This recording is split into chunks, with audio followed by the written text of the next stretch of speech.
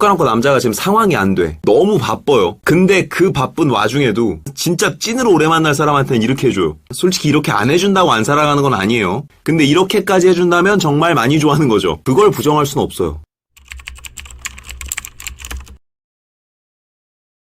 저보다 일을 더 중요하게 생각하는 남자를 어떻게 이해하고 만나야 할지 고민입니다. 바쁜 걸 모르고 만난 건 아니지만 일주일에 한 번 보는 것도 힘들고 저저번 달에는 1주년이었음에도 해외 출장을 미룰 수 없어 전화로만 이야기하고 넘어갔습니다. 올 때는 미안하다며 이거저거 선물을 사왔지만 전 돈보다는 진심이 먼저라 받아도 별로 기쁘지 않았어요. 결국 참다 그날 터졌죠. 울면서 진지하게 이 관계에 대해 다시 생각해보자고 말했습니다. 남자친구는 계속 사과하며 이번 여름에는 억지로라도 길게 휴가를 내 유럽 여행을 가자고 했고 제가 바라는 건 그런 게 아니라고 나에게 조금 더 진심을 보여달라고 했는데 자기도 최선을 다하는 중인데 제가 너무 몰라주는 거라고 오히려 서운해하더라고요. 친구들은 물론 제 주변에 별로 안 친한 지인들까지 힘들 때 옆에 있어주지도 못하는 사람을 왜 만나고 있냐며 답답해하지만 저도 아직은 좋아하는 마음이 커서 서로 이해하면서 잘 만나보고 싶습니다. 서로 안 맞는 남녀가 잘 지낼 수 있는 팁이 있다면 알려주세요. 사연 내용을 떠나서 주변 사람들이 유독 내 남자친구 욕을 많이 하는 분들이 있어요. 그럼 그 말 듣고 고지고대로 내 남자친구 진짜 쓰레기구나를 생각하기 전에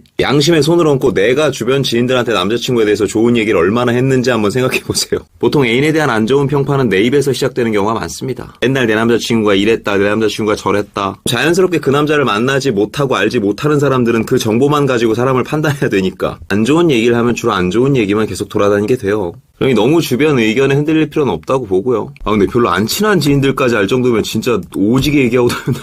뭐 본인 연애를 자꾸 밖에서 얘기하고 댕겨요. 안 맞는 남녀가 서로 잘 지낼 수 있는 팁이 있느냐? 근데 그거를 말씀드리기 전에 전반적으로 사연의 뉘앙스가 사연자님이 아직 좀 어려요. 연애에 대해서 밸런스를 잘 모르는 것 같아요. 어떤 밸런스를 말하는 것이냐? 하나를 얻었으면 하나를 포기해야 돼요. 사연을 다시 한번 들여다보면 사연자님 이 남자가 이렇게 바쁜 거를 모르고 만난 건 아니라고 하셨잖아요. 그리고 뭐 해외 출장 갔다가 뭐 올 때 선물 이거저거 사오고 유럽 여행 얘기하고 이런 거 보면은 남자분이 바쁘고 굉장히 프로페셔널한데 능력이 있는 분인 것 같아요. 아마 사연자님도 처음 이 남자가 시작을 할 때 이 사람의 이런 프로페셔널하고 능력치 있는 모습에 아마 거기서 매력 어필이 꽤 됐을 것 같은데 여기서의 밸런스는 그거죠. 능력이 있는 사람들은 대부분 바쁩니다. 연애에 대한 디테일은 떨어져요. 능력 있고 바쁜 사람이 연애에 대한 디테일까지 잡아가려고 하면 지금이 능력을 지탱하고 있는 에너지가 흔들거릴 수밖에 없다고요. 바쁜 거 모르고 만난 거 아니라면서요. 근데 이제 서서히 시간이 지나니까 이제 이것만 가지고 좀 부족한 거죠. 조금 더 나를 챙겨줬으면 좋겠고 디테일한 걸 원하기 시작을 해요. 그럼 반대로 남자 입장에서는 여자가 변했다고 생각합니다. 왜 갑자기 요즘 전엔 안 바라던 걸 바라지? 또 이완 반대로 연애에 대한 디테일을 굉장히 잘 파악하고 상당한 로맨티스트의 30대인데도 연애에 진심인 남자들이 있어요. 이런 분들은 아직도 정신 에너지를 연애에 많이 쏟고 있는 거죠. 모두가 그런 건 아니겠지만 그 압도적인 확률로 능력치가 그렇게 좋지는 않을 거예요. 그래서 이게 밸런스라는 거야. 하나를 얻었으면 하나를 포기해야죠. 이것도 챙기고 저것도 갖고 가려고 하면 그런 사람은 없어요. 뭐 연참 같은 데 봐도 가끔가다 하나씩 있으면 뭐 유부남이지. 마치 이걸 차로 예시를 들면 그런 거예요. 여러분 스포츠카 타봤나요? 돈이 없어서 직접 몰아본 적은 없는데 몇 번 의도 타본 적은 있거든요. 근데 차가 진짜 잘 나가. 외관도 막 기가 막혀. 거의 막 누워서 타잖아. 근데 그 누워서 딱 타면 더럽게 좁은데 더럽게 딱딱해. 디자인과 스피드에 올빵을 하니까 어쩔 수 없이 차 자체를 되게 딱딱하게 만들어야 돼. 근데 내가 그 외관과 스피드를 딱 보고 이 차를 샀는데 쿠션도 좀 말랑말랑했으면 좋겠고 차도 좀 넓었으면 좋겠어. 그래서 그 내부를 좀 넓고 말랑말랑하게 개조를 해요. 그리고 밟으면 이제 차 날아갑니다. 안 딱딱하면 그 속력을 버틸 수가 없어요. 그럼 난 그런 스포츠카는 별로야. 나는 세단이 좋아. 적당히 널찍하고 푹신푹신하고 편안한 세단. 근데 타다 보니까 좀 심심해. 해서 이 세단도 내가 확 압축해서 막 뾰족하고 속력나게 만들어. 근데 이제 타고 다니다 보면 허리가 작살이 나겠죠. 이제 더 이상 편안한 세단이 아닌 거야. 그러니까 어차피 삶이 다 밸런스예요. 누가 보더라도 외모가 출중한 사람을 만나면 좋기는 한데 그렇게 외모가 출중한 사람은 밖에 나가면 항상 이성들의 대시를 받는 건 디폴트입니다. 시간이 엄청 많다는 건 그만큼 생산적인 일을 하지 못하고 있을 가능성이 높다는 것도 어쩔 수 없는 밸런스죠. 이 인생이란 게 밸런스를 피해갈 수 없는 것 같아. 예전에 제가 알바했던 엄청 잘 되던 레스토랑 있었거든요. 거기 사장님이 하시는 말씀이 내가 젊었을 때는 시간이 너무 많아서 맨날 여행 다니고 싶었는데 돈이 없어서 못 다녔대요. 근데 시간이 좀 더 지나서 나이가 드니까 이제 돈은 좀 쓸 수 있는데 시간이 없어서 여행을 못 다닌대요. 그리고 이제 여기서 더 시간이 지나서 불혹의 나이를 한참 넘긴 뒤에 그때는 이제 놀러갈 시간도 있고 놀러갈 돈도 있는데 놀러갈 힘이 없대.